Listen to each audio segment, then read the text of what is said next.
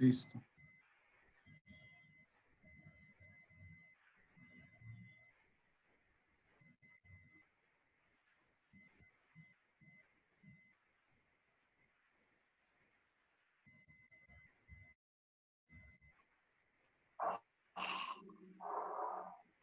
Hello, ¿se escucha?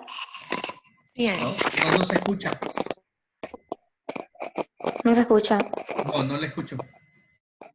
sí se escucha a mí. Yo creo que sí se escucha. Sí, le escucho. Bueno, entonces sigamos. Ya no me acuerdo Tan por dónde me quedé. linda. Ah, yo extrañaba esto. Situación Continúen. laboral. Bueno, ¿Mm? ok, situación laboral. Ok, entonces, ¿qué piensas hacer respecto a esa situación laboral? Entonces respondió, pues acepté un trabajo temporal, pero espero poder reincorporarme a trabajar como maestra a largo plazo. Y después le preguntamos, ¿qué metas tiene a corto, mediano y largo plazo? ¿A qué lo caracterizamos como algo sarcástico? Entonces él respondió primero, no sabía que venía a realizar mi proyecto de vida aquí. Entonces, eso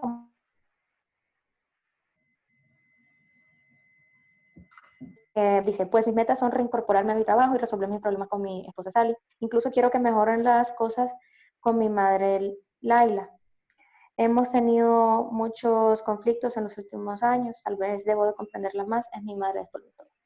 Y entonces ya tomando en cuenta las respuestas dadas a las preguntas realizadas por el médico y el buen funcionamiento de la memoria, conciencia, sistema motor, lenguaje y percepción, se tomó que el paciente mantiene un juicio adecuado. Ya para hacer las pruebas de abstracción, se utilizó primero la prueba de los refranes. Se le preguntó si conocía algún refrán o cita bíblica y se entendía su significado. Mencionó el refrán. No juzgues un libro por su portada, y explicó el significado bien. Luego el explorador le mencionó dos refranes diferentes. La curiosidad mató al gato. Y el otro refrán, perro que ladra no muerde. El paciente fue capaz de explicar los refranes antes mencionados. Entonces, para seguir evaluando la abstracción, se le realizó también la prueba de las semejanzas. Para esto se le explicó al paciente que se le mencionarían pares de palabras y él debía de decir qué parecido había entre cada par. Entonces, primero se le mencionó helado y pastel y el paciente responde que los dos son dulces y son postres. Después, doctor y bombero, el paciente responde que las dos son profesiones. Caja y lapicera, el paciente responde que las dos sirven para guardar cosas. Después, flor y perfume, el paciente dos huelen bien y les gustan las mujeres. Y después de eso se realizó por último la prueba de las diferencias. Se le explicó lo mismo que en la prueba anterior, con la diferencia que él debió explicar que en qué eran diferentes las dos palabras. Entonces primero se le menciona ave y serpiente. Y él dice que uno vuela y el otro anda en el suelo, que uno tiene pico y el otro tiene colmillos. Después se le mencionan las palabras jabón y lodo. El paciente contesta que uno sirve para limpiarse y el otro ensucia. Se le menciona silla y mesa. El paciente contesta que uno sirve para sentarse y el otro para poner cosas encima. Después de eso se le dice ya el último par de palabras que es cortina y sábana. Sábana es la cosa, sábana. Y entonces el paciente contesta que uno es para poner en las ventanas y el otro es para roparse. Ya eso concluye el examen mental. Y pasamos a diagnóstico multiaxial, que eso lo va a leer Héctor. Ok, entonces ahora en cuanto al diagnóstico multiaxial, en el eje 1, que son trastornos mentales y somáticos, los diagnósticos clínicos que nosotros consideramos fueron distimia y síndrome depresivo aquí recurrente. En el eje 1B, sin retraso mental, trastorno de la personalidad, identificamos un rasgo de trastorno de personalidad límite. Y en las condiciones médicas no psiquiátricas, pues no presenta condiciones médicas no psiquiátricas, perdón. En cuanto al eje 2, que son los niveles de funcionamiento, pues en la calidad personal y supervivencia consideramos una escala 2, una disfunción obvia. En el Funcionamiento e interacción con la familia, una escala número 3, que es una disfunción severa. Y en el funcionamiento en otros desempeños y actividades como la socialización, pues también consideramos una escala número 3, que es disfunción severa. En cuanto al eje 3, que son los estresores asociados, pues identificamos 4. El primero, problemas relacionados con la desaparición o muerte de un miembro de la familia, que en este caso sería la muerte del hermano, con código Z63.4. Luego, problemas relacionados con el abuso sexual de niños por persona ajena al grupo de apoyo primario, con código de Z61.5. Luego, problemas relacionados con la ruptura familiar por separación o divorcio. Recordemos que los padres se separaron, un Z63.5. Y problemas en relación entre esposos o pareja. Recordemos que era que tenía problemas con esposa, incluso tenían ideas de divorcio. Y con el código de 63, es Z63.0. En cuanto a la marcha diagnóstica, pues con el síndrome depresivo, recordemos los síntomas que él presentaba: tristeza, anedonia, ideas de culpa, ideas de minusvalía, irritabilidad, aislamiento social, falta de iniciativa, ideas de muerte, sensación de incompetencia.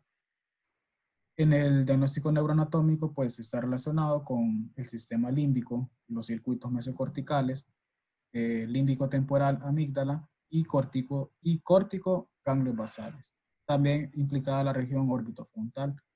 En el diagnóstico neuroquímico, pues una disminución de serotonina, noradrenalina y dopamina. En cuanto al diagnóstico psicosocial, pues tenemos 4 factores: conflictos familiares. Recordemos que con sus padres, maltrato físico, principalmente con el padre, maltrato físico y verbal en infancia. Conflictos de pareja, en el que él se aleja de su pareja y manifiesta ya no sentir nada por ella, o que no sabe lo que siente. Conflictos sexuales, recordemos el abuso sexual que él sufrió a los 13 años. Y muerte, en relación al fallecimiento de su hermano mayor. En el diagnóstico etiológico, pues tenemos 2 factores psicosociales. Recordemos los conflictos familiares de parte de su padre, como el maltrato físico y verbal, el abuso sexual en la infancia, muerte del hermano mayor y conflictos de pareja. Y el abuso de sustancias tóxicas. Recordemos que él era un fumador crónico. Y por último, el diagnóstico nosográfico, que consideramos 2, el trastorno depresivo recurrente con F33 y la distimia con F34.1. Y pues esto sería todo. Si hay preguntas o algo. Eso con respecto a la historia clínica. Y ahora queremos explicar en qué nos basamos para el diagnóstico que hicimos. Entonces, muy bien. vamos a pasar, Héctor, ahí está. Bueno, entonces, ahí tenemos, esa es como la portada de la película. ¿Quién es esa mujer? Ella es la persona que les mencionábamos en la historia de la enfermedad actual, que se involucró con Tom emocional y sexualmente durante su visita a su hermana. O sea, es la ¿Y psiquiatra. qué parentesco tenían? Ella es la psiquiatra de la hermana de Tom, del paciente. Exactamente. Bueno, entonces, el príncipe de las mareas. Una mala relación médico-paciente, ¿no? Malísima, pero malísima. Una muy mala relación médico-paciente y en relación con la familia. Entonces, eso no sucede tan frecuentemente. Pero si él no era el paciente, igual no se podía. es No, que igual, en cierto punto él sí era el paciente. Él llegó a serlo. Sí, entonces, bueno, estos son los 3 puntos que vamos a tocar ahorita, que es la distimia y el F33, o sea, el trastorno depresivo recurrente. También el por qué a Tom le pusimos rasgos de la personalidad límite, y también las consecuencias que puede tener un abuso sexual durante la infancia. Entonces, empecemos. Distimia, como ya lo han hablado en las exposiciones anteriores, es una depresión en la que los síntomas tienen una duración mayor que en la depresión común, o sea, es crónica, es mayor de 2 años. Se pueden presentar síntomas de forma continua por un periodo mínimo de 2 años, sin embargo, la severidad e intensidad de los síntomas es menor. Entonces, ¿cuáles son los criterios para la distimia? Los que vemos subrayados son los que nosotros consideramos que nuestro paciente tenía. Entonces, los criterios y la justificación. Se tiene que presentar un estado de ánimo depresivo, que se sienta triste o vacío o llanto. Entonces, consideramos que Tom tenía esto, además de anedonia, que fue lo que lo llevó a él a dejar su trabajo, cambios en el peso, cambios en el apetito, cambios en el sueño, agitación. Él la presentaba durante las entrevistas con la psiquiatra, él no podía mantenerse quieto. El lentecimiento psicomotor, fatiga, sentimiento de inutilidad también fue una característica de él. También los sentimientos de culpa, esto de inutilidad y culpa, sobre todo cuando él mencionaba o recordaba el abuso sexual que sufrió su hermana, su mamá y él, que expresaba no haber podido hacer nada para evitarlo. Desconcentración, ideas de muerte, como lo mencionamos en la historia de la enfermedad actual, él expresó en un punto que a raíz de la herida que tuvo, que era mejor desangrarse hasta morirse, que no quería ser curado. Y también tenemos idea o tentativa suicida sin plan específico. Entonces, como pueden ver, logramos identificar 6 criterios con los que él cumple, por lo que nosotros decidimos darle el diagnóstico de distimia. Y a su vez, decidimos darle también el de trastorno depresivo recurrente por lo siguiente. Nosotros hablamos de un F33 o un trastorno depresivo recurrente cuando son episodios repetidos de depresión, como los descritos para el episodio depresivo F32, o sea, una depresión común, por decirlo así, sin historia de episodios en los que se presenten elevación del ánimo y aumento de la energía o manía. Pueden haber episodios breves de ligera elevación del ánimo y de hiperactividad o hipomanía inmediatamente después de un episodio depresivo, los cuales a veces son desencadenados por tratamientos antidepresivos. Esto nos llamó bastante la atención también, que caracterizaba a Tom, porque había momentos en los que él tenía bastante hiperactividad y no podía mantenerse quieto y elevaciones en el estado del ánimo. Entonces, continuamos y leyendo nosotros encontramos que los criterios para ese trastorno depresivo son los siguientes, según el CIE-10. A, el episodio depresivo debe durar al menos 2 semanas. B, el episodio no es atribuible a abuso de sustancias psicoactivas o a trastorno mental orgánico. Y C, un síndrome somático, donde se deben encontrar 4 o más de las siguientes características. Pérdida importante del interés o capacidad de disfrutar de actividades que normalmente eran placenteras, lo que presentaba Tom. Ausencia de reacciones emocionales ante acontecimientos que habitualmente provocan una respuesta también fue una característica de él. Despertarse por la mañana 2 o más horas antes de lo habitual, esto se desconoce. Empeoramiento matutino del humor depresivo, también se desconoce. Presencia de enlentecimiento motor o agitación, esto era una característica de él también, la agitación. Pérdida marcada del apetito, no. Pérdida de peso de al menos 5% del último mes, tampoco. Y una notable disminución del interés sexual, sí, también es una característica de él, como lo mencionábamos en la EA, que fue de hecho uno de los reclamos que le hizo su esposo. Entonces, continuando con esto, los trastornos depresivos recurrentes se pueden clasificar dentro de 4 categorías.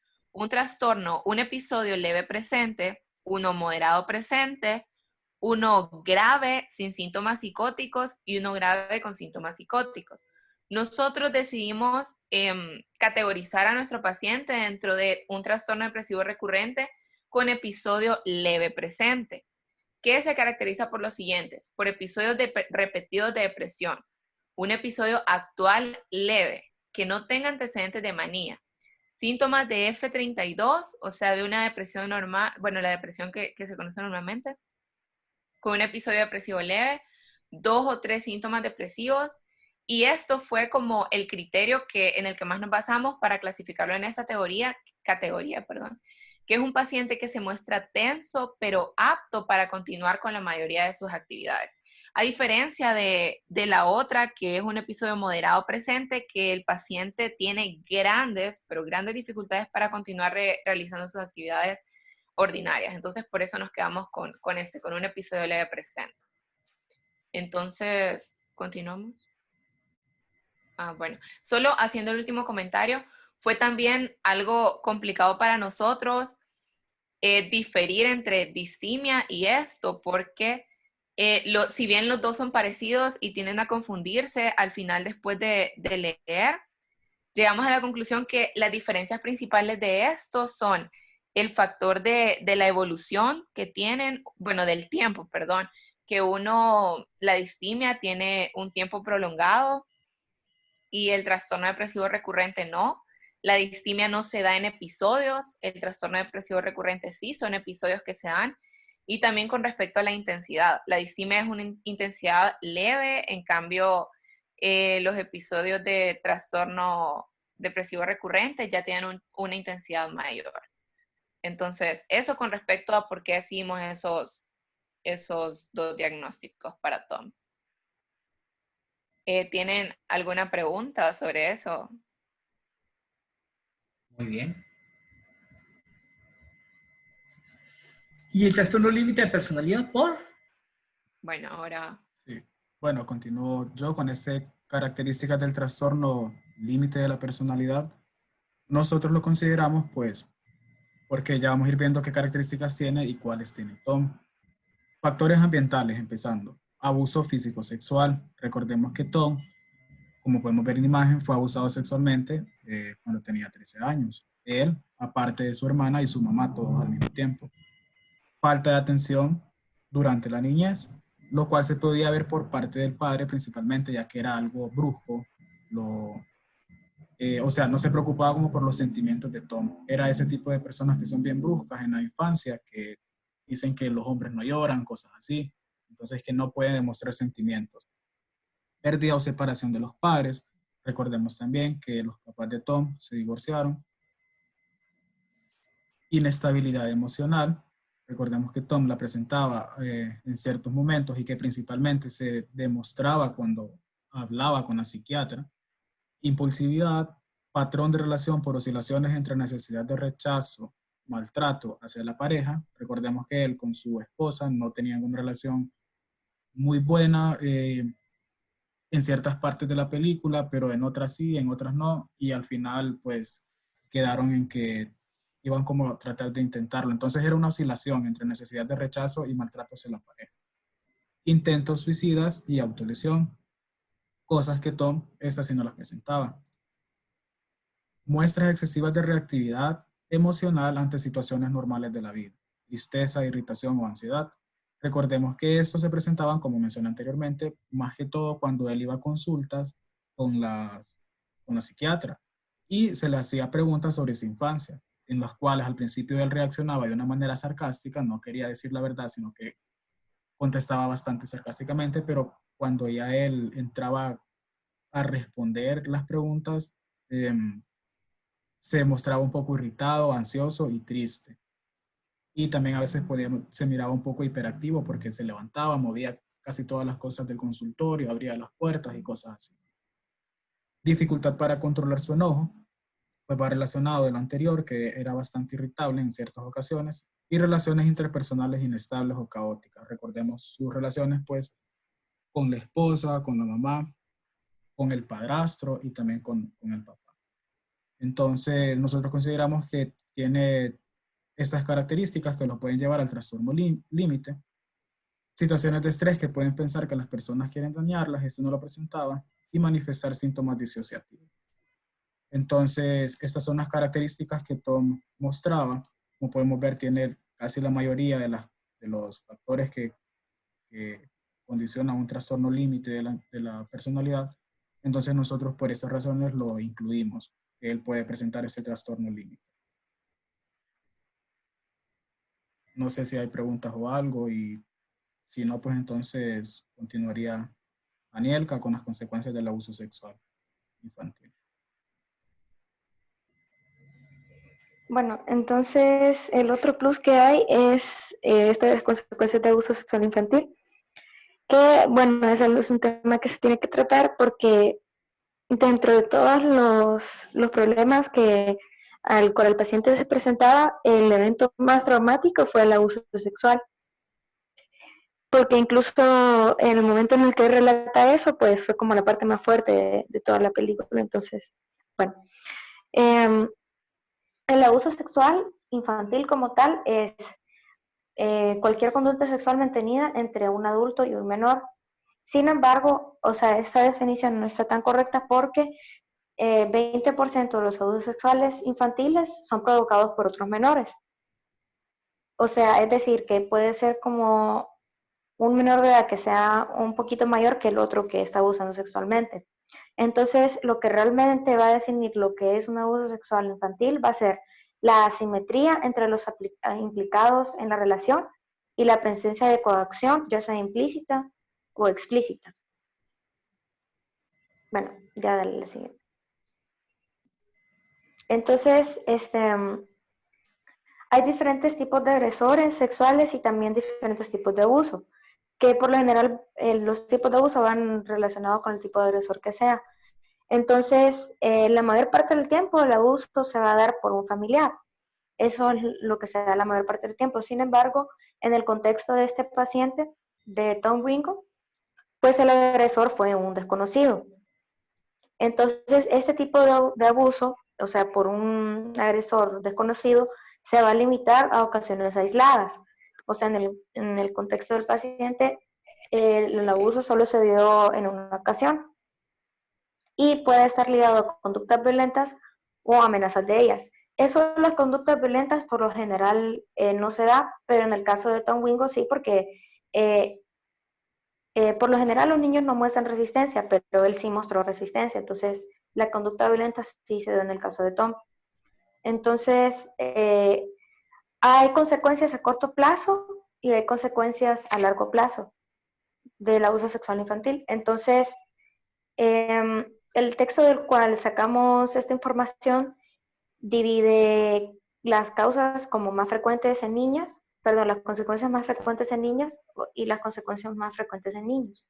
En las niñas las reacciones ansioso-depresivas son las más frecuentes, que eso a través de bueno, a lo largo de la película se mira qué es lo que sufrió la hermana de Tom, porque si recordamos pues el abuso sexual lo sufrieron la hermana de Tom, su madre y el mismo Tom. Entonces, la reacción que tuvo la hermana, en efecto, fue ansioso-depresivo, porque ella a los 3 días de haber sufrido el acontecimiento, pues ella trató de suicidarse y le ha afectado esto a lo largo de su vida adulta. Ya en los niños es más frecuente que se dé el fracaso escolar, que realmente eso no lo podemos delucidar en el caso de Tom porque no se menciona realmente en la película eso. Y también, no, ok. Y también dificultades inespecíficas de socialización, así como comportamientos sexuales agresivos. También podemos omitir lo de comportamientos sexuales agresivos porque realmente Tom el paciente no demostró eso a lo largo de la película. Pero sí podemos decir que él tenía dificultades inespecíficas de socialización.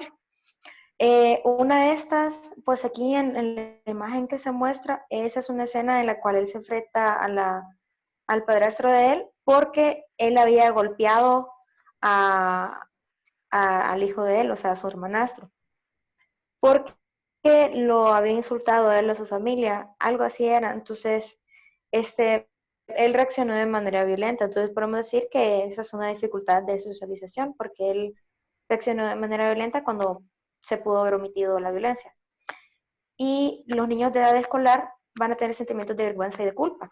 Y realmente eso es algo que, el sentimiento de vergüenza es algo que se podía ver en Tom al momento de que él le estaba relatando a la psiquiatra el suceso. Se miraba como que él tenía algo de vergüenza relatándolo. Incluso él se tuvo que sentar para poder relatarlo y no hizo mucho contacto visual en ese momento. Y también en la película, cuando se está dando ese suceso, pues llega Luke es el hermano de él, y en el momento que él ve a su hermano, él dijo que tenía ganas de morirse. Entonces también eso lo podemos ver como un sentimiento de vergüenza. Entonces esta es una tabla que hay de consecuencias a corto plazo, que no la vamos a leer todas, solo vamos a mencionar cuáles son algunas de las cosas que tenía Tom, como por ejemplo el sentimiento de culpa y vergüenza, incluso la culpa también de no haber podido como salvar a su hermana gemela y a su madre. También la hostilidad y la agresividad, que él lo demostró siendo agresivo con el hermanastro de él. También los sentimientos de baja autoestima y sentimientos de estigmatización, porque Tom siempre tuvo como baja autoestima, siempre se veía menos que sus hermanos, incluso en la película él se describió como alguien sin importancia, como alguien aburrido. También la desconfianza y el rencor hacia los adultos, ya que él después le tenía como desconfianza a su madre o rencor. Básicamente eso es lo que presentaba el paciente. Si quieres ya sé, ok. Entonces ya después miramos aquí las consecuencias a largo plazo. Estas son menos frecuentes, pero realmente las consecuencias que se dan a raíz de abuso sexual infantil dependen de varios factores que lo vamos a ver al final. Entonces hay varios factores que el paciente sí presentaba, entonces por eso las consecuencias a largo plazo sí se veían manifestadas en él, que ya vamos a explicar cuáles son. Entonces, estas son más difusas que las secuelas iniciales, o sea, que las consecuencias a corto plazo. Entonces, los problemas más habituales son alteraciones en la esfera sexual, depresión, que pues eso es lo que está manifestando el paciente, trastorno de estrés postraumático y el control inadecuado de la ira, que esa es otra característica que Tom tenía, no era muy bueno controlando su ira. Entonces aquí está otra tablita que es de consecuencias a largo plazo. De aquí solo vamos a mencionar las que él tenía, por ejemplo, la depresión, la baja autoestima, también el trastorno de personalidad que le podemos encontrar a él, que fue el trastorno limitado de personalidad. Básicamente eso. Y aquí es de lo que les estaba hablando, de que el impacto que va a tener el abuso sexual que sufre el menor tiene mucho que ver con, una de ellas con el perfil individual de la víctima. Y entonces eso lo que va a englobar es la edad, va a tener también que ver el contexto familiar. Entonces el contexto familiar de él no era nada saludable, el contexto familiar del paciente, porque él vivía con un padre agresivo, y su madre pues era algo manipuladora, porque la madre de él estaba, ella estaba demasiado enfocada en subir de estatus, en que ella no quería seguir viviendo en esa casa y cosas así. Y la madre de él era bien como que era bien interesada. Entonces, hubo un evento que él recuerda bastante bien y que él tomó como una traición de parte de su madre, que ella le había dicho a él que él era su favorito y que lo amaba más que a sus hermanos, y después él se dio cuenta que le había dicho lo mismo a los hermanos. Entonces eso él en la película él lo niega, pero también al mismo tiempo se nota que él lo tomó como una traición de parte de ella. Bueno, entonces también las características del acto abusivo van a tener que ver con el impacto que va a causar en la persona, la relación existente con el abusador, que en este caso era un desconocido, entonces eso no va a influir mucho, y las consecuencias asociadas al descubrimiento del abuso. Y bueno, eso sería todo para lo de abuso sexual infantil. Entonces, con eso concluimos nuestra presentación de historia clínica. Si tienen alguna consulta. Muy bien, ¿no? ¿Qué tal les pareció la experiencia? Pues ya obtuve la información de Anielka y la de Irón a los demás del grupo. Pues, Fue ay, aburrida la película. no, la miré con mi hermano. La verdad, la película me gustó. La miré con mi hermano y 99, pero Ajá. aún así tiene buenos gráficos. Tiene una muy ¿No? buena imagen la película, a pesar de ser tan antigua. y es buena, o sea, en general la película me gustó y bueno, ya luego sí se dificultó bastante el trasladar la película a una historia clínica. Creo Sí, que eso fue todo. Pero en general la fue película más estuvo muy buena. difícil poderlo. Fue más difícil poderlo hacer porque no había tanta información evidente plasmada, así como en las Y, otras y no, películas que han... sí, y no solo por eso, sino porque la película también relata la historia de la hermana. Entonces, hay como una mezcla de cosas ahí. Sí, que ella pareciera que es la más afectada de todo eso. O sea, Sí, con los intentos exactamente. suicidas y todo eso, se ve como mucho más afectada. También hubiese sido importante. Pues bueno, jóvenes, sé que no es el mejor momento y que tal vez no es la mejor forma de aprender a hacer historias clínicas, pero lo han ido haciendo bien. Ya pronto, ahí por el 12 de junio, probablemente 12 o 15 de junio, vamos a tener el examen. Así que prepárense para estudiar y hacer el último examen parcial. Y pues mis recomendaciones de siempre, cuídense, cuiden sus familiares, traten de salir lo menos posible con todas las medidas de bioseguridad, de verdad, y les deseo éxitos en todas las demás clases porque me dicen que también van a examen, no sé qué día. Así que le voy a agradecer a Héctor, que creo que es el que estuvo grabando, que por favor me envíe los videos de estas clases y por favor, pues al grupo que me mande también el formato de la historia clínica, ya la tengo aquí, pero sí la presentación para agregar al aula virtual y seguimos en comunicación y el viernes, si Dios lo permite, pues continuamos con la siguiente historia que no sé qué grupo presenta. Mm. ¿No están? Ok, Parece que parece que no. no están los del viernes. Ok, muy bien, les agradezco a los 10 compañeros, bueno, ya se fueron varios.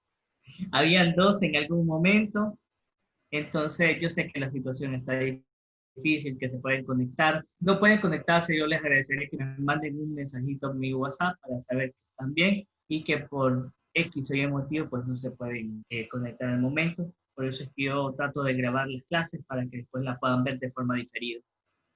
Cuídense jóvenes y estamos en contacto.